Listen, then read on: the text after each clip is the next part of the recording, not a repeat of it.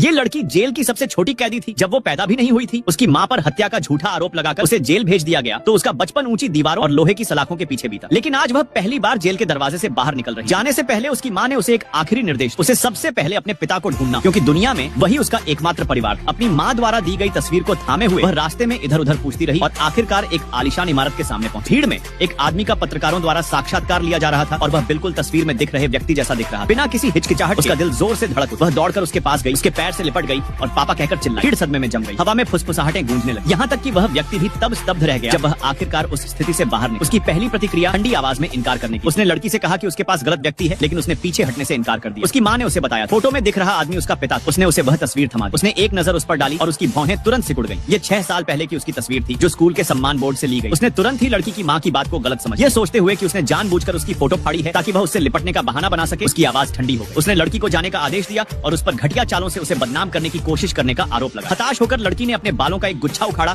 और उसे देते हुए कहा कि वह डीएनए टेस्ट करवाए। लेकिन उस आदमी ने जवाब देने की भी जहमत नहीं उठाई। वह बिना पीछे देखे पलटा और चला गया। अपनी आकृति को गायब होते हुए देखता रहा। लड़की को निराशा के अलावा कुछ भी महसूस नहीं हुआ। वह समझ नहीं पा रही थी कि उसके पिता ने उसे स्वीकार क्यों नहीं किया। तभी उस व्यक्ति के चचेरे भाई ने, जो स्थिति के बारे में उत्सुक था, चुपके से लड़की के बाल ले लिए और खुद ही डीएनए परीक्षण करने का फैसला किया। इस बीच लड़की अपनी माँ से मिलने के लिए जेल लौट आई। उसने रोते हुए शिकायत की कि उसके पिता ने उस पर विश्वास नहीं किया और उसे झूठा भी कहा। उसकी माँ ने धीरे से उसके सिर पर हाथ फेरा। मुझे देखकर इग्नोर मत करना, मैं तेरे माँ बाप की उम्र 10 साल बढ़ा दूंगी। बस तू इस वीडियो को लाइक करके चैनल को सब्सक्राइब कर दे और कमेंट में जय माता दी जरूर लिख।